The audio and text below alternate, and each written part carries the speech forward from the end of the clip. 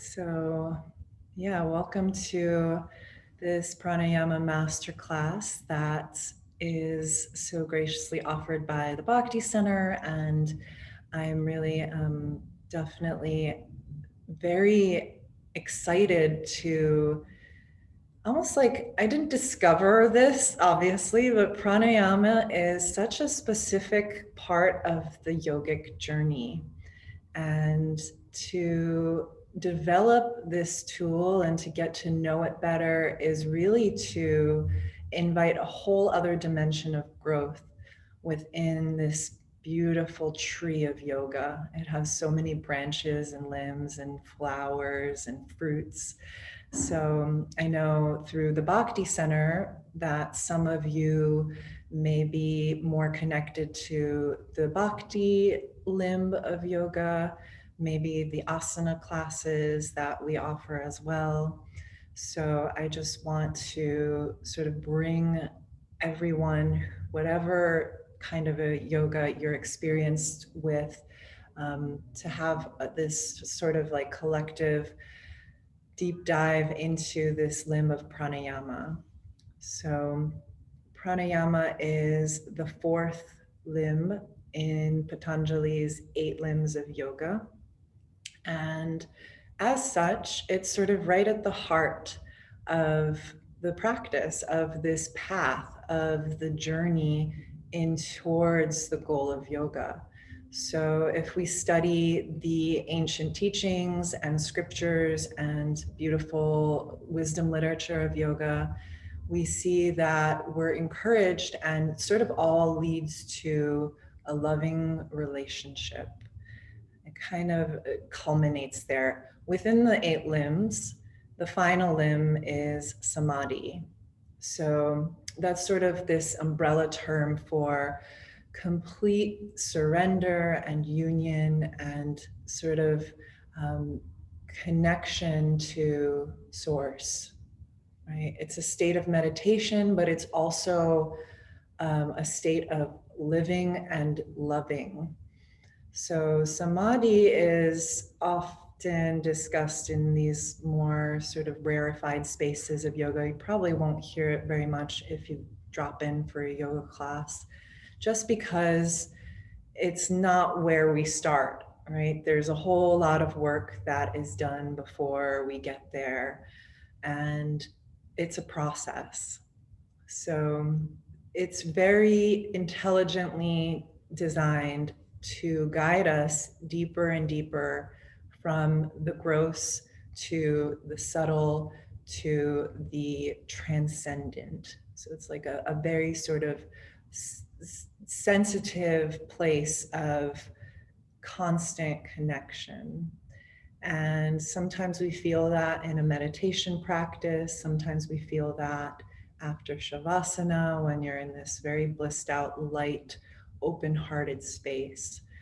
So not that samadhi is that. I'm not sure that I've ever or will ever experience samadhi, but the sort of hope and the longing in this process is that we do connect, right? We do find a space within ourselves and within our lives that we can rely on. Because the truth is, life is not very reliable.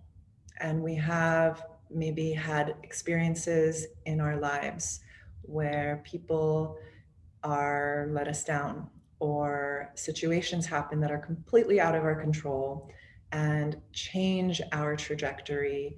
Perhaps we're very disappointed that something didn't go the way we wanted to. Perhaps we feel lost, that what is my place? Where is my purpose? What should I be doing with this life that I've been given? So we have many different traditions around the world that seek to provide some basis for understanding and grounding ourselves in a place that we're a little more secure, a little more stable in our connection to ourselves and to this path of life. So, as such, pranayama for me has served as a deepening of my inner fortitude. So I can surf the waves of change with stability or greater stability, so that I have a tool that I can plug into every single morning, and it sets the foundation of my mind. B.K.S. Iyengar, who is one of the sort of grandfathers of modern yoga, said that pranayama, breath, is the king of the mind. So it rules, it helps us have dominion or rulership over that dominion of the mind. And the way that yoga classes differentiate often from other physical practices is that breath component, the deep, intentional, conscious, deep breathing. And that's what really creates the space for the body and its systems, the nervous system, the glandular system, to harmonize with that sort of fluctuation of the mind, of the thoughts, for the thoughts to settle, for the body to come into a greater state of harmony and ease, and for all these sort of more subtle parts of ourselves, the spirit, perhaps the soul, right? The layers of the being that are not immediately perceived, for all these parts to come into greater harmony. And so my desire for us today is to connect to that harmony, to have an experience of very targeted breath practices that will create a reference point for your well-being, not just your physical well-being, but your mental, your spiritual, your emotional well-being. And of the thousands of pranayama practices, I draw a lot of them, of course, from the Hatha tradition, but also from the Kundalini yoga tradition. There's a very sort of beautiful offering of specific practices for whatever we might be looking to sort of enhance or balance in our lives, whether that's emotional stability or activating a sharp, focused mind, which is sometimes really handy in moments where you're in like a stressful meetings coming up, or you just had a big lunch, but now you have to focus and your mind's sort of sleepy, right? So we'll kind of touch upon a few key practices. Since a lot of you, this is your first time, I want to give you something that is accessible and that you can take away with you to start exploring on your own. So again, thank you for being here. And if you have questions, I'll kind of open up the floor for everyone to share after some practices if you have any feedback or want to contribute your experience for the group to share in. So we'll get going here since we don't have a ton of time together. We always start with mantra. So mantra is sacred sound which connects us to an energetic portal, right? It's sort of like a doorway of sound into this realm of connection to teachers, to those who came before us. So we're paying homage to, we're honoring teachers and the teachings that they've given us and dedicated their lives to share with us. So for those who have a sort of lineage or a tradition that you're connected to, you can welcome those teachers into your mind, into your meditation. For those who have people who, well, hopefully all of us have people who have impacted us and sort of given us lessons that, good or bad, we wanted or we didn't, we can honor them in this moment as well and sort of set the foundation of our practice on gratitude and a deep sense of appreciation. So just find a comfortable seat and we'll close the eyes, or you can gaze downwards and let the eyes soften.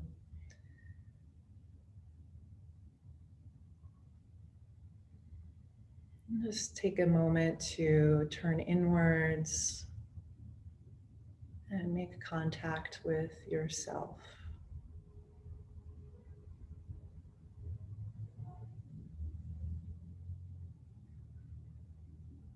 And taking a few deep breaths, just noticing how the breath moves in your body. And as you breathe in and out through the nose, I invite you to intentionally expand your belly and your lungs and your chest as you inhale. And as you exhale, just begin to gently contract the navel towards the spine. So we want to establish this rhythm right off the bat. The inhale creates an expansion in the body, and the exhale, a gentle contraction to aid in emptying out the lungs, any stale energy that's at the bottoms of our lungs. Big inhales and long exhales. Inhale, expand belly, lungs, chest. Exhale, gently contract, emptying out chest, lungs, belly draws towards the spine. So once the body is established in an asana, a seat, and there's relative ease, right? You want to be seated so that the lower back is supported, the hips are supported, the spine is elevated. Once that is established, we can tune a little more easily into the subtlety of the breath. And through that breath, we go deeper into the self.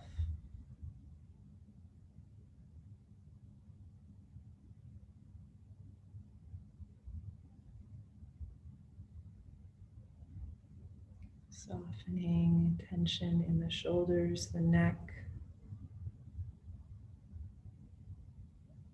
And join your palms together. You can rub the hands a little just to move the energy awareness into this heart center. Then pressing the palms, thumbs to the sternum. So our mantra that we use is Ong Namo Gurudev Namo. And the first part, Ong, is spelled O-N-G, and it means that sort of creative consciousness. I bow to the creative consciousness within. I bow to the teacher, both within the heart as well as all through time.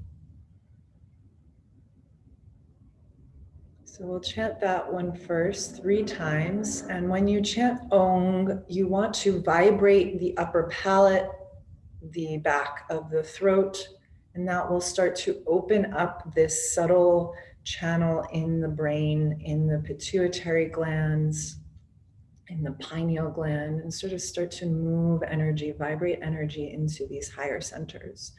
So Ong Namo Gurudev Namo. Inhale, deep breath.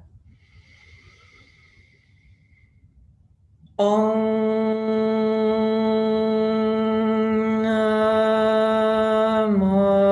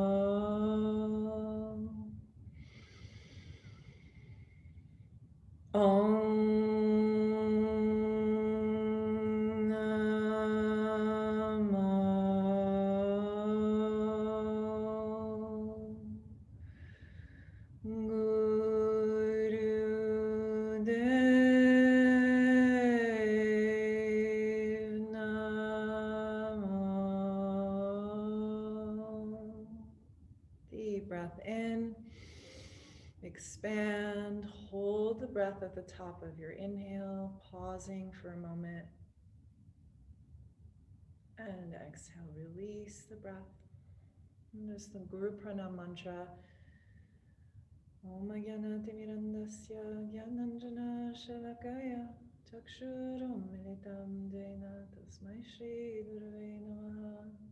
I offer my respectful obeisances to my teachers who have illuminated my vision with the torchlight of knowledge.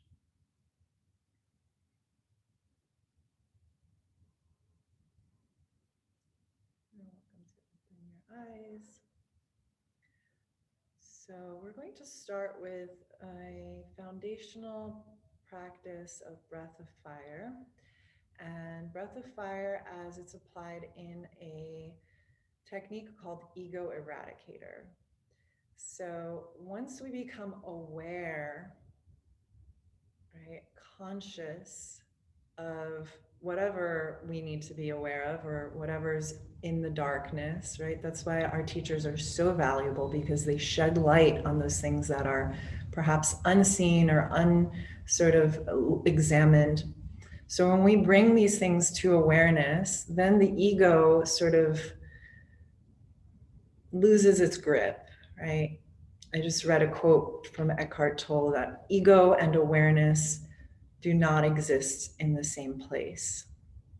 Maybe we are unaware of something and then someone brings it to our attention that you do this weird thing and it's kind of not fun or comfortable, and then we become aware of it, and all of a sudden now I have the choice and the ability to change my choice to move in a new direction.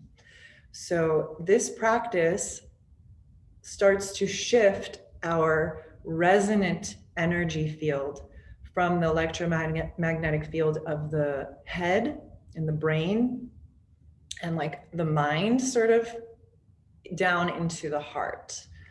So the heart is the seat of the soul, according to the yogis. So we're looking to harmonize the mind with the heart with the resonant soul, the spark of life that allows life to exist, to flow, to grow and move. And then that soul is actually situated in its eternal connection to source. The soul is always connected to source. It's just that sometimes we're not connected to the soul. Yeah, I'm in my mind, I'm in my like strategy, I'm in my what can I get? So that's good, necessary sometimes. But we're looking to sort of create this, especially at the first kind of moments of our day. Let me set my foundation in the heart. Let me hear what is in my emotional, my spiritual, my physical heart area, the chakra, this resonant field, which is where my electromagnetic field or the aura really extends out from, right? And that's what we lead with. If we have any control over the future, it starts with our electromagnetic field, it starts with our aura. So the aura is sort of this invisible energetic field that not only communicates our state of being to the world. So you walk into a room, you engage in a conversation, your aura is strong, it's immediately setting the tone for the rest of the room, right? If we're in a room, some people are sick or not feeling well or in their heads or just had like a crappy day, and we have a strong aura and we walk into that space, all of a sudden that creates the baseline. Everyone else can start to harmonize and pick up on that frequency. So we don't even have to say anything sometimes. If I have a difficult relationship with someone, if I control and set my energy, and then I come to that person to have a conversation, that space between us can now be set to whose aura is more vibrant, more balanced, more in tune and in touch with the soul, the heart of the matter. And now our conversation can completely alter and change just from that internal shift. So Ego Eradicator is a great way to start your day. And we're going to do it for about a minute, a little longer than a minute. For those who have never done this before, we're going to have the arms held up. Do your best to stay extended and stretched, because the arms are the antenna that take this electromagnetic energy and extend it into our invisible aura field. Okay, so curl the fingers down and your palms are open, the thumbs are stretched wide, and the hands kind of are the tips of the antennas. And we're going to stretch the arms out to 60 degrees. And this is to help stretch the spine tall, lift, create an open chest. Chin is slightly in as if you're pressing your head into a wall so the neck is straight. And breath of fire here is a rapid inhale, exhale through the nose. Equal parts in and out, just like you're sniffing the breath, sniffing through the nose. Eyes are closed, focused above the head, and just drop into a rhythm that is sustainable for you. Doesn't have to be super fast, but some nice steady pace.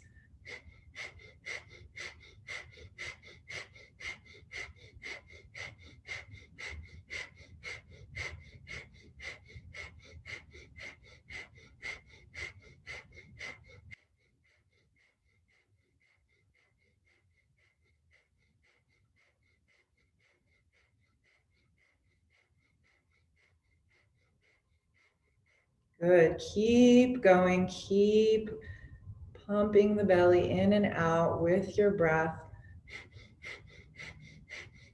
Stretching the arms, holding this posture with ease. If the arms start to tire, just trust in the power of the breath to energize you, to move blockages. Okay, so we're starting to open up energy channels that perhaps were a little bit shut down or stagnating. And the breath moves prana in a more powerful, directional, intentional way. So we're here for a little bit longer.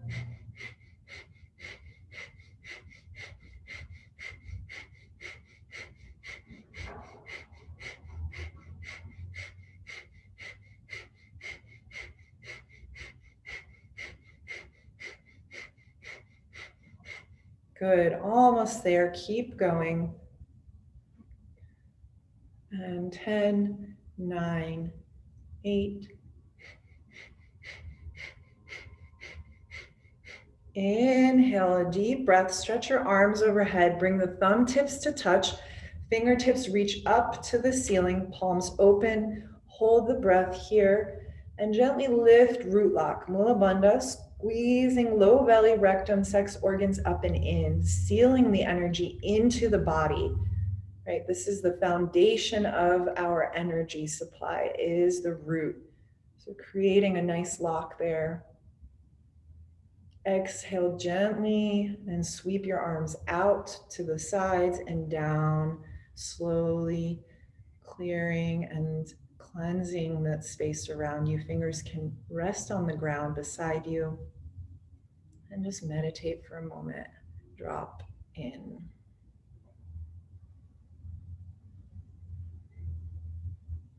Maybe take a deep breath. So breath of fire is a good balance of energizing and clarifying. Right?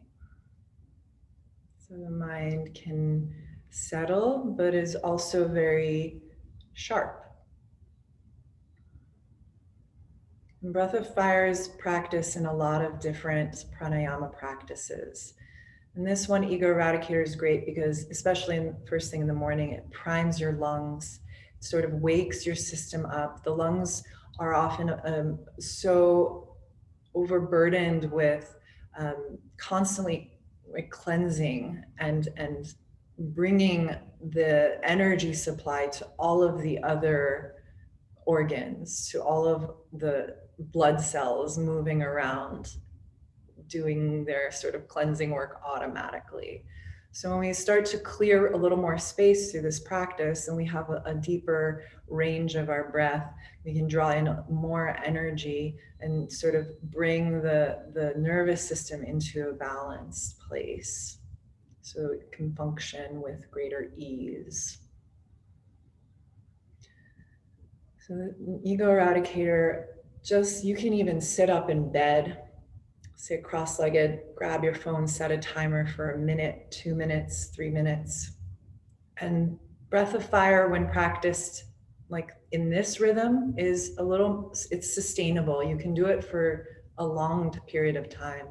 So start slow and small and then build up, right? And then you have space to grow your lung capacity, to move toxins out of the lungs, to open up the channels and the air sacs that are in the lower parts of our lungs that we don't access on a daily basis when we're breathing sort of in an unconscious way. Okay. So from here, let's come onto hands and knees, and we're just going to do a little bit of cat-cow to move energy through the spine and create a little more ease in the body. So begin to move slowly. If it's, your first time working the spine this day, just start to flex and round the spine. Inhale, lifting the head up, arching the tailbone to the ceiling. Exhale, rounding the spine like a cat and the chin in.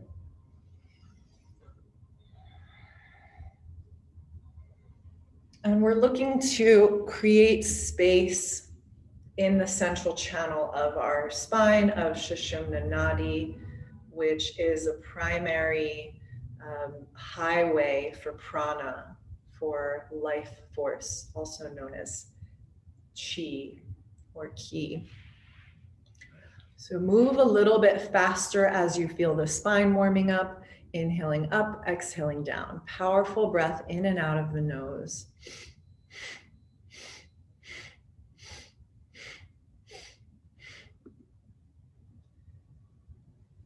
So the beautiful thing with cat-cow is that it starts to circulate cerebrospinal fluid, which is the sort of information distributor for the neural programming of the brain, for our brain's communication. It's the seat of our ojas as well, our very refined, almost like a nectar in the body that supports our nervous system and supports our vitality. So taking a few more seconds here in cat-cow, relaxing the gaze inwards as you move the spine and kind of create this pumping motion, nourishing the spine. And now inhale and stretch the head up, hold the breath, hold the posture cow pose. Exhale, round the spine, navel to the spine, hold the breath out for a moment. And then as you inhale, relax to neutral spine, exhale into child's pose, bringing the hips back to the heels, stretching the arms forward, and joining the palms together in prayer mudra to balance left and right hemispheres.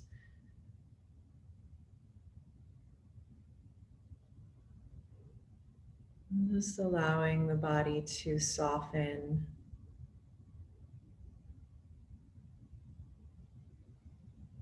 And take a moment here to plant the seed of intention with your third eye on the earth, the vision, the prayer that you have for your dedication, your practice here today and into the future.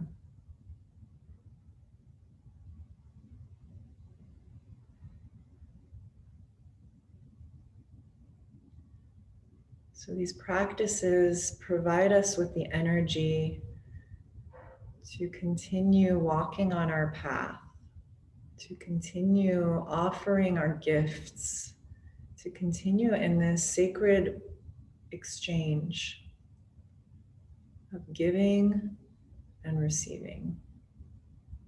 So this is your chance to receive,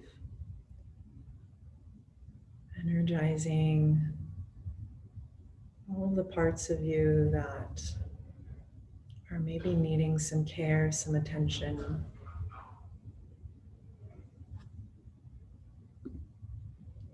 Taking another breath here, slowly roll up your spine, letting the head come up last.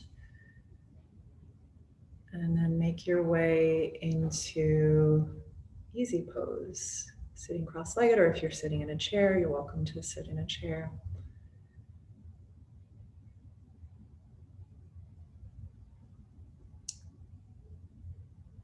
So, speaking of the ego, we're going to work on a little practice for our ego. So the trick with any spiritual path or any path at all, really, the obstacles that come up is where we have our attachments. I'm really attached to an outcome. Even for our spiritual life, we can be very attached to the idea of, okay, I have to be like this perfect person, this yogi, this spiritualist, transcendentalist, and if I don't do this, this, and that, that means I'm not perfect, and if I'm not perfect, that means it's all gonna just suck. And so we want to reel that in. What are our attachments, and how are they causing our disillusionment, our misunderstanding, our disconnection from what could be a spontaneous, loving relationship with life, with source, right? That's what the soul is used to. The yogis say that every step is a dance, every word is a song in the spiritual world. Here we have a little more earthly responsibilities to attend to, so we can't exactly dance and sing our way into a board meeting or something, but the heart can express that level of joy, of connectivity in the ways that are appropriate. So this practice of monitoring our breath intake and controlling how that breath is held in the body and how the breath or the lack of breath is held in the body will start to regulate hypertension and tension within the circulation, within the nervous system. So we're going to be inhaling for a specific count, for 8 counts. We're going to hold the breath for 8 counts. We'll exhale for 8 counts, and we'll hold the breath out for 8 counts, right? So when we hold the breath in, we're triggering the sympathetic nervous system, the one that is responsible for fight or flight, for being on alert, for making choices under pressure, and for having a clear executive function. When we hold the breath out, we're triggering the sympathetic nervous system. So our rest and digest. What starts to happen when we hold the breath out, you might find there's a sense of panic or a desire to inhale. So we're only holding it out for 8 seconds. So that's pretty comfortable for most people. If you feel like you really need to inhale, you can inhale and sort of adjust, come back to it on the next cycle. But what we're doing with holding the breath out is we're starting to organize our energetic resources, right? So the nervous system can cut out what is being wasted, what is no longer important. The mind immediately comes to the present. Holding our breath and having a wandering mind are incompatible.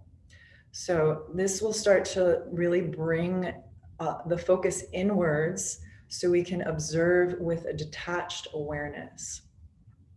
And through that, over time, right, we can create a little more space between ourselves and those attachments that might not be healthy for us, or that drive us into habits that keep us stuck in cycles. Okay. And instead, we're redirecting, let me just sit with myself. Let me sit with this relationship with God or source, whatever you relate to. It's different for everyone. Krishna, Buddha, universe, right? Cosmos. So I can be informed by that, because that's what the soul recognizes and understands and actually satisfies us on a deep level, the way material things just can't do. So we're going to start with this pattern. And once this pattern is set, you're welcome to increase the time. If you feel like you have the lung capacity, if you're comfortable with this sort of practice, you can increase the time from 8 seconds to as long as is comfortable for you. You'll just have to apply that same count to all the different parts. Okay, so we're going to start with a shorter timing. We'll start with 5 minutes. And this can go up to 31 minutes.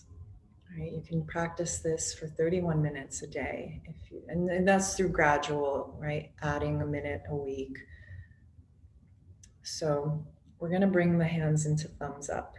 And the ego, the thumb represents the ego in the sort of like science of mudra and the subtle energy of the hands. Right, so we're going to relax the elbows down, and the hands are in front of the chest, at the heart. And the thumbs are pointing upwards and touching. Okay, so you want the top segments of your thumbs touching. And the head is right over the spine, and your eyes are gazing down, narrow eyelids, and fixing your gaze at the tips of your thumbs. So make sure your head doesn't fall with that, right? Keeping the head in line, chin slightly towards the throat so the neck is long, gazing at the tips of your thumbs. And the chest is slightly lifted. And just take a deep breath here. Exhale it all out. And now we'll begin. Inhale through the nose slowly for 8, 7, 6. And now hold the breath for 8.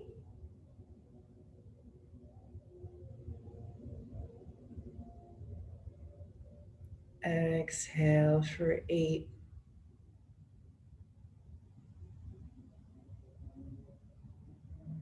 And hold the breath for 8, holding it out.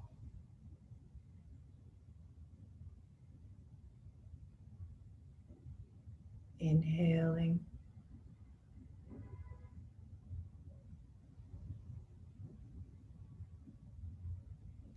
Holding.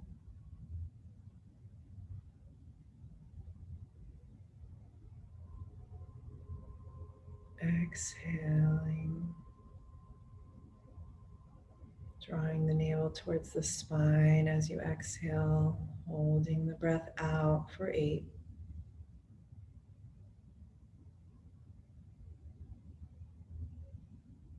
Inhale for 8. Slowly expanding the belly, the lungs, the rib cage, the chest. Holding for 8.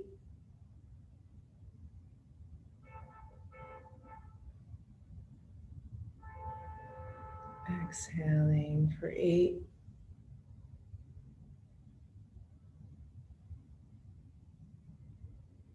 Holding out for 8.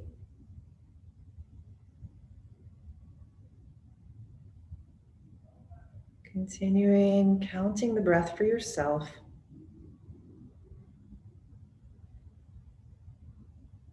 Taking your time, developing this refined relationship with the ability to control how much breath comes in, how relaxed I can be while holding the breath in this state of loving awareness, how controlled I can be with my exhale as I engage the belly and the abdomen, and how much faith I have while holding the breath out that the next breath is coming and I'm here holding space.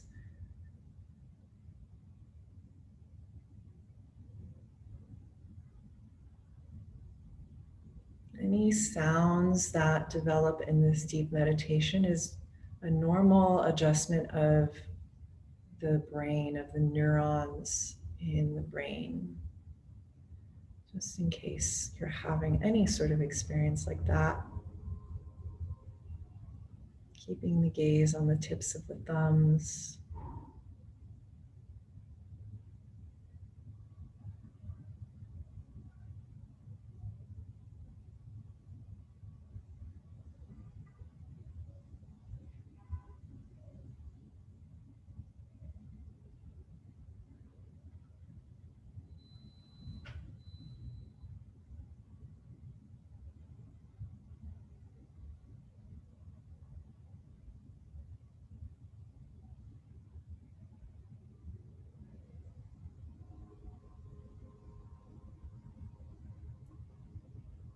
Sitting in both the emptiness of the body of the breath and the fullness of the breath with equal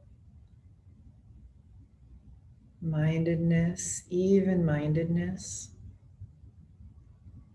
translating to those times in life when there's fullness and emptiness, there's happiness, there's distress. We're training to be steady in any circumstance because we have that experience with it here. And we're anchoring ourselves not to the externals, but to the internal.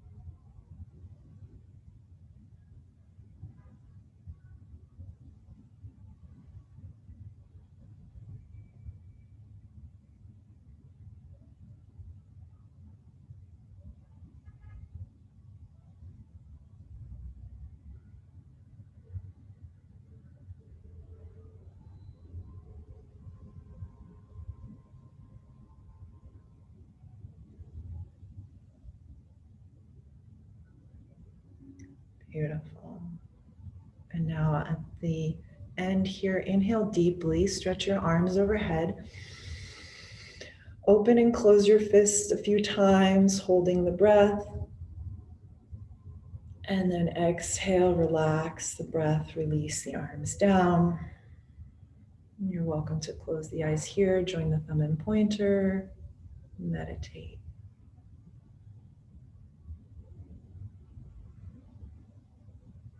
Observing that flow of prana in the body, of energy.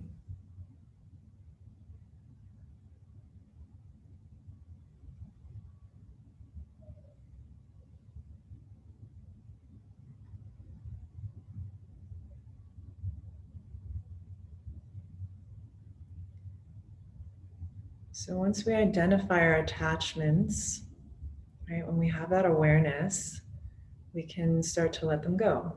I'm no longer identifying with this attachment. I'm identifying with the eternal aspect of myself. Maybe I have an attachment to chocolate chip cookies.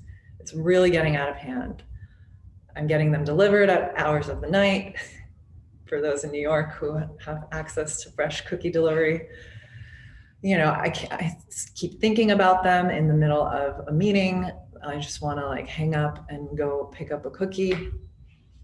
Kind of silly example, but replace cookie with whatever we might be attached to. I can start to separate myself from that attachment. Maybe even like, this attachment is so much, I can't deal with it anymore. Let me give it to God and give that object into the hands of the universe, into the infinite. Please deal with this. Help me with this. It's beyond my control. So we start to have this healthy awareness of and attachment with those things that are not of the self. And I often hear in the bhakti, from bhakti yoga teachers, the goal is, in bhakti, isn't complete detachment, it's attachment to source. That's like the one, attachment to my spiritual connection. That's like the one healthy attachment that we're meant to have, to remember, that can actually support us in all of the other things that we do in this life. So it's not a complete like renunciation. It is an attachment to that which serves and nourishes the realist part of me. And then the rest of the things will start to fall away as I prioritize my spiritual attachment and connection. All the other things that are sort of unhealthy will either pull at me so much that I can no longer sort of reconcile that in my life. There's no space for it. There's going to be a conflict that forces that release, or it just sort of naturally falls away as my focus deepens and my connection to that which supports my evolution becomes my priority. So that was a wonderful little practice to help us deal with the ego and our attachments. So I'm opening up the floor here to you guys. Any comments, questions? You're welcome to write them in the chat or unmute yourself. We'll have one more practice before we part ways today. I'd love to hear any feedback that you're willing to share, anything that's come up for you.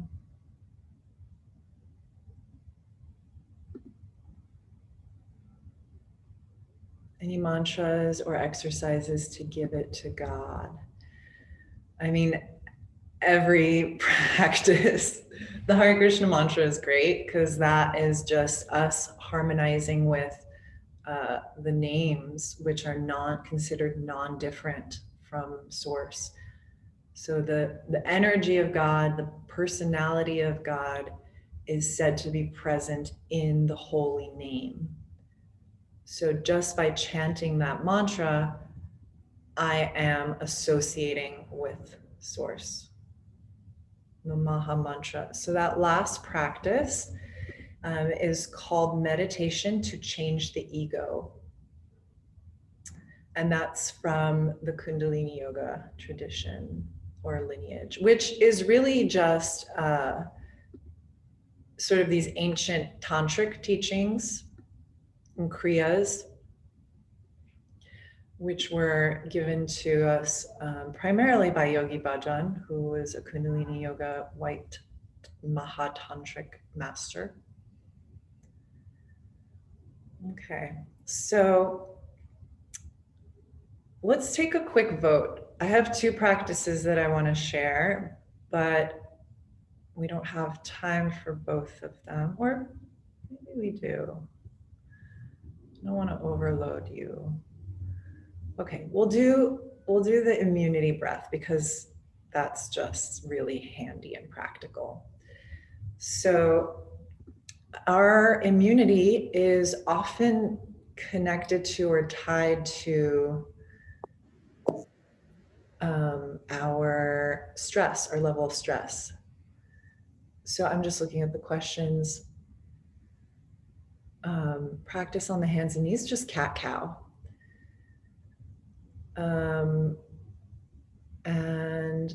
the first mantra, I'll spell it O-N-G, Ong, Namo, N-A-M-O, Gurudev, G-U-R-U-D-E-V, N-A-M-O, Namo. Namo means I bow to or I offer my respects to.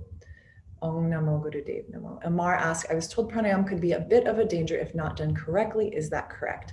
So there's always a dimension of, I wouldn't say danger, just it could be dangerous if you do it incorrectly and force it over time, for sure. The purpose of chanting the mantra at the beginning is also to create an energetic container. So there's some safety energetically within the practice. And if there's a person who has a lot of toxins built up in their system through whatever the foods or drink they consume or intoxicants, even caffeine, if you're like really addicted to coffee and there's a lot of caffeine in the system, there is a process of detoxing that is generally recommended, which is what the asana practice is there for. That's why pranayama comes after asana. We prepare the body for deeper energetic cleansing through pranayama by doing asana, right? So if I have physical limitations, doing pranayama is going to move a lot of energy and sometimes like create a healing crisis in the body, which is like the results that we get sometimes of an overwhelm or some sort of like energetic overload. So you always want to practice either under the guidance of a teacher who knows you, who can recommend specifically for you, and in the space of an energetic mantra, right? Alex, Mm-hmm. do you mind if I ask my question with my voice? Yeah, go ahead. So a lot of pranayams that I practice, sometimes like the one that we just did where the 8-second hold in and out, I was catching my eyeball starting to kind of hurt. I was catching a little bit of headache and a little bit lightheaded. And that happens every once in a blue with different pranayams that I practice. So I always wonder, am I doing it wrong, or is that like a natural occurrence? Is that just not the pranayama for me? Is it the time I did I'm doing it? Is it, like what are the... So sorry, I don't know if it's my connection or yours, but did I hear correctly that your head starts to hurt? Yeah, my eyeballs start to ache, my head hurts, I'll get a little bit lightheaded, especially the ones where the eyes are slightly open. Those I always struggle with. Like I always prefer to just close my eyes. Yeah. So Because of the pain. there's an adjustment that's happening in the brain with any drishti, with the eye focus. That's the purpose of it, is to adjust the sort of glandular activity of the brain through the optical nerve. So a helpful thing to do is wear a head covering. That's number one. So I'll just demonstrate with a scarf here. Like the classic Kundalini wrap. Yeah, just I have like a just cotton scarf. You put it over your head and just kind of tie it tightly behind to create a little bit of compression. Not a lot, but you want to feel like snug in there. So you can cross it over and kind of tie it behind, whatever, however you feel, or just put it over your head. And what that does is start to like set the finer bones of the skull and put a little bit of pressure on the marma points in the skull to balance and sort of keep this energy contained. So that's one thing. Another thing is it could be a release of any toxins. So again, anything that we take in affects the brain, right? My coffee intake, how much I stare at the screen, if I drink or smoke, whatever I'm eating, whatever I take in through my senses, what I'm listening to, kind of the music, that's going to leave a sort of impression or a residue. So sometimes that's the body processing that and releasing that. Lightheadedness, I would say, it comes with it. You don't want to feel like so lightheaded and woozy that, you know, you're going to faint. Definitely, there's a little bit of that, like, right? Because we're working with the element of air. So there's a little bit of that feeling of like spacing out. Again, why we wear a head covering, to ground us. I mean, it's not necessary for everyone, and depending on your specific dosha, Ayurvedic dosha, a head covering might be like absolutely necessary, right? If we have any vata imbalances, if we're already super spaced out in life in general, or, you know, our adrenals are kind of pressured from our lifestyle, it could be that we need to ground more and bring more of that earth energy, and that pranayama should be done or the kind of practice that you're doing isn't adding to that imbalance, maybe a more grounding practice. So it depends, it changes for everyone. So I hope thank you. Yeah, addresses your question. So, okay, we're kind of at the end of our time. If you have to go, thank you for joining. I would like to share one more practice with you all. It's a 3-minute practice for immunity, which is very helpful, I think, in winter, anytime we're going through season changes.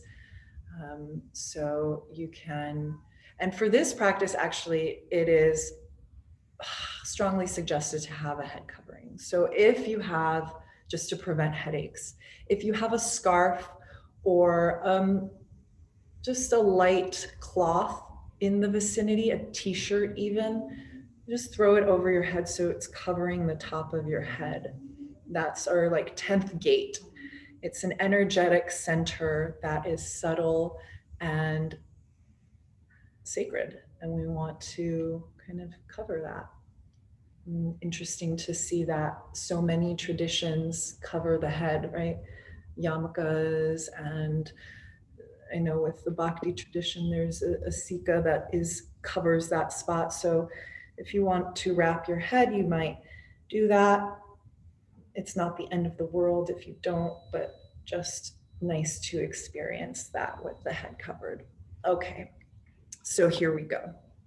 Left hand, the thumb and the ring finger are touching. So this is called Ravi Mudra or Surya Mudra. The ring finger is associated with Surya, the sun, also with Venus.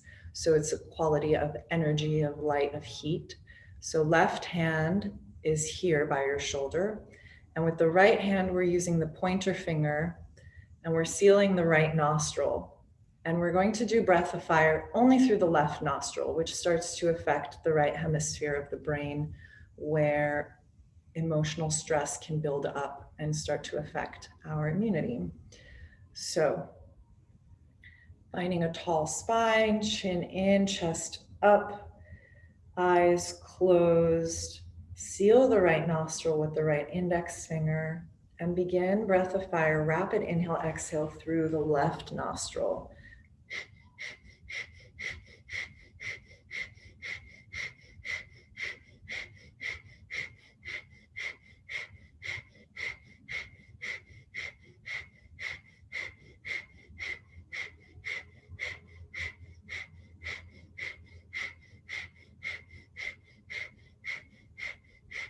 So keep the pace going.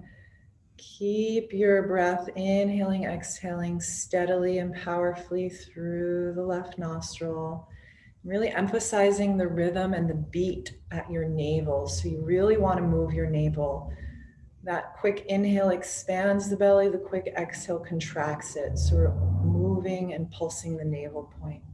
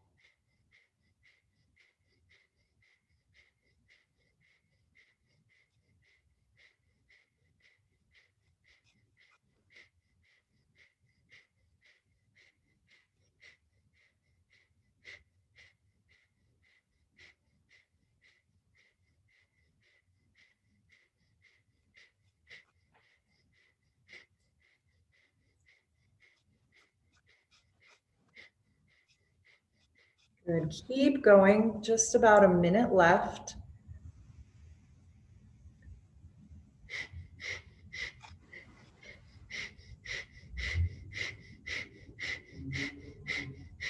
So everything we do has a timing. There's a reason for that timing. There's transformation that happens with this committed time allotted. So we're about 40 seconds left.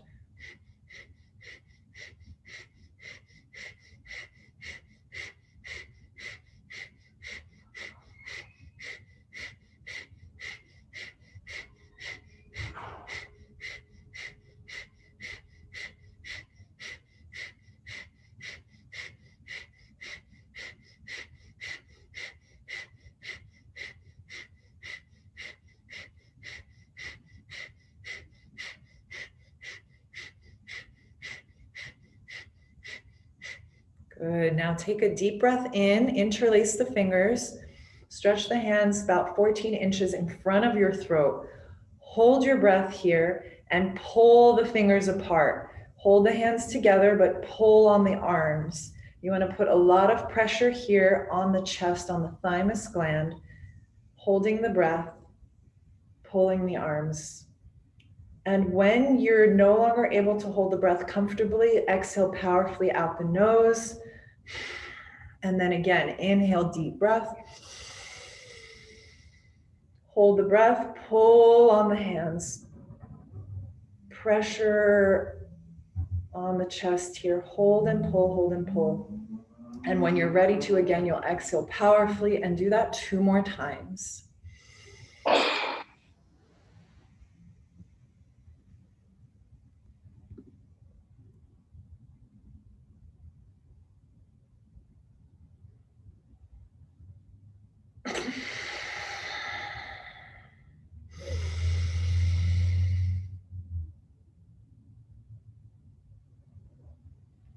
On your last exhale, you'll curl the tongue to the roof of the mouth and exhale through upturned lips.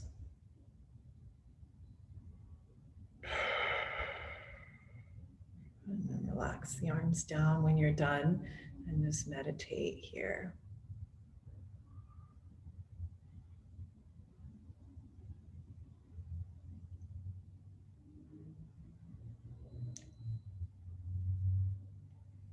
And take a few deep breaths here.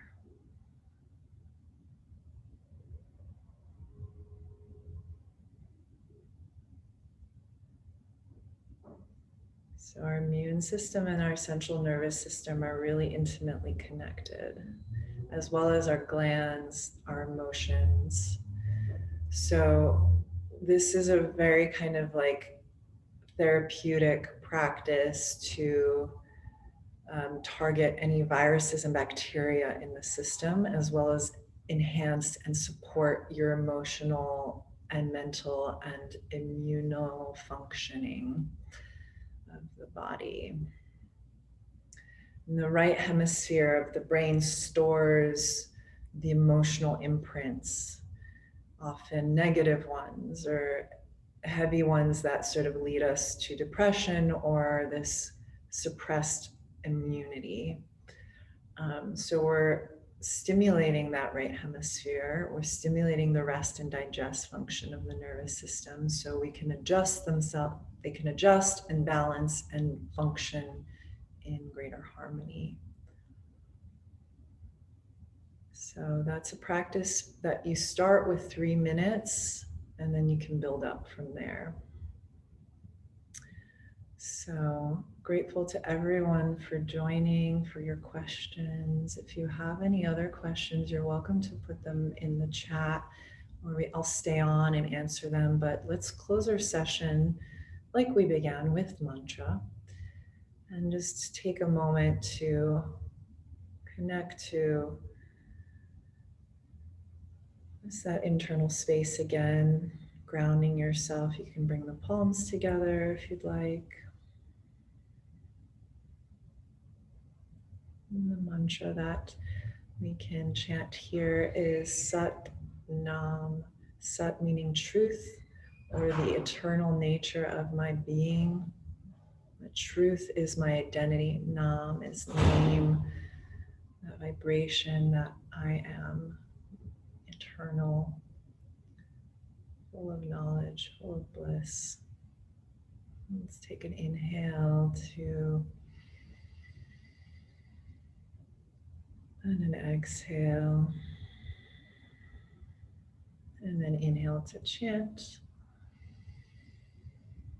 Sat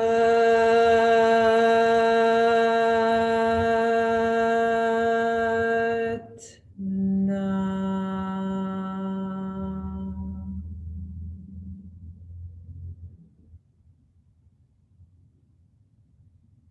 Peace to all, love to all, light to all. Thank you for letting me serve you. Honored to share these practices with you. So we are here doing this together. There's another masterclass coming up in March, 2 more actually, and we'll continue holding them twice a month. And I'm also teaching a pranayama training in March.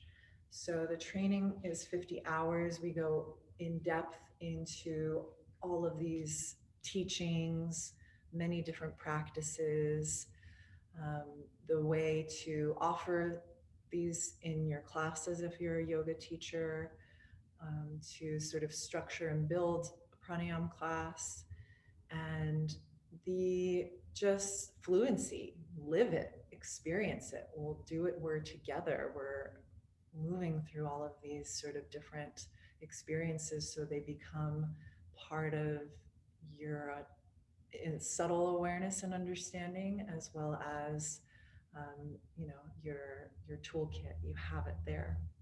So we'll send out more info on that, and we're going to do a promo code for all of the participants of this class. So if you are interested in the pranayama training, you'll have a discount code for that. So feel really calm. I'm so glad, Leila. Awesome.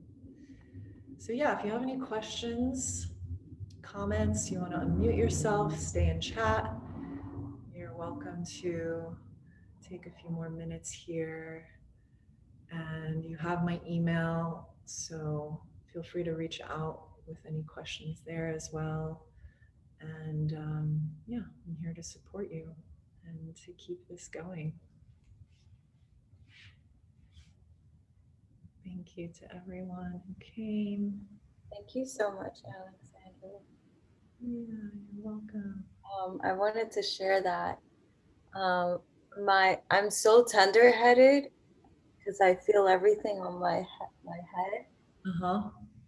I was born this way since a child, and with me tying this at the end of the breath, I felt like tingling on both sides, on this right side, and then more on the left, but the right was interesting. Yeah. It did it on the right side of your head. On the right and the left, but I felt it more on the left than the right. Okay. Wow. I'm really interested in signing up on the pranayama training. Will I receive that through email, the promo code, or? Yes. Yeah, I'm going to email everyone the link and the promo code, and you'll have that. And I'll also send out the practices we did today, so you have them in writing, you can access them. Okay. How long have you been doing pranayama? I'm so sorry. Oh yeah. I mean, I've been practicing yoga for a long time, about 20 years, a little over 20 years. And pranayama, like getting really deep into it, just about 8 or so, since 2012, I would say. 2011, 12 is when I started getting deeper and deeper into pranayama. So this past year with COVID and everything, I really just honed in on it a lot, because I was like, well, we need this. We all need this. So I wanted to start sharing these teachings in a more focused way. So this past year has been pretty much a lot of pranayama for me and all the classes. So Thank you so much for this beautiful workshop. I appreciate it. And sharing. thanks, Angel.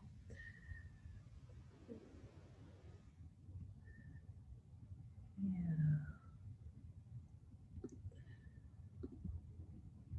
So sweet. So if anyone else has questions or comments, speak now.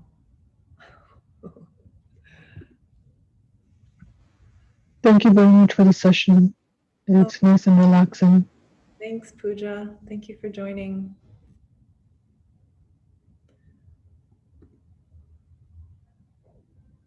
All right. That was so Alex. nice, Alex. Thank you. I'm Yeah. tuning in from England, and so it's nearly my bedtime now.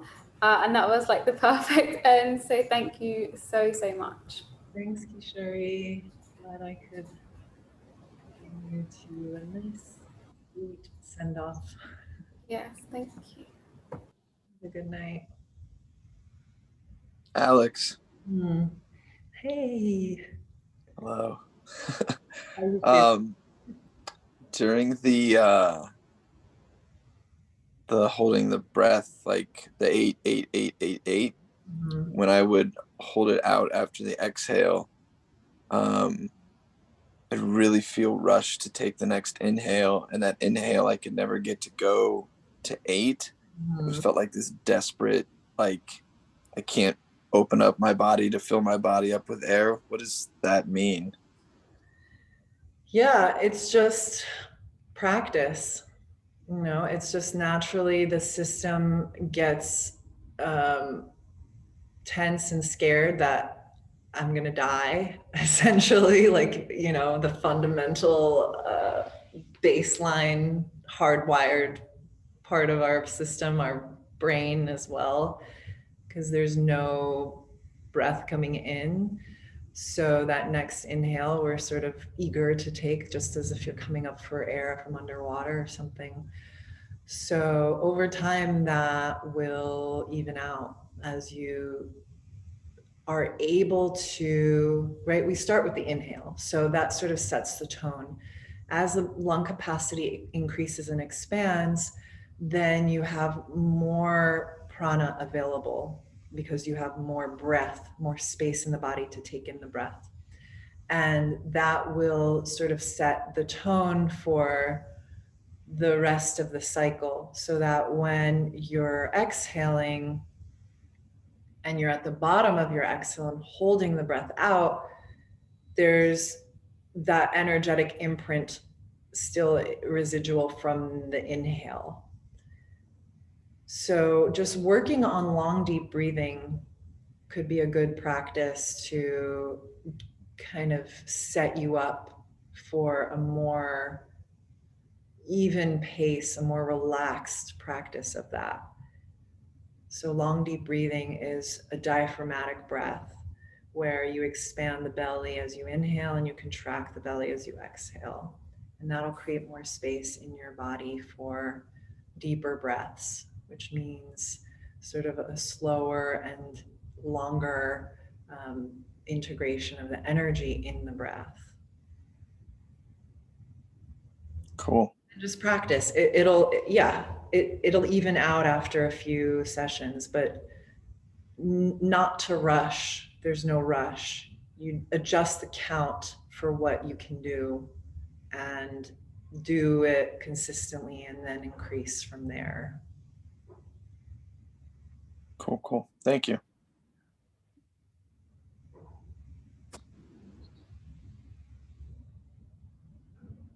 Yeah.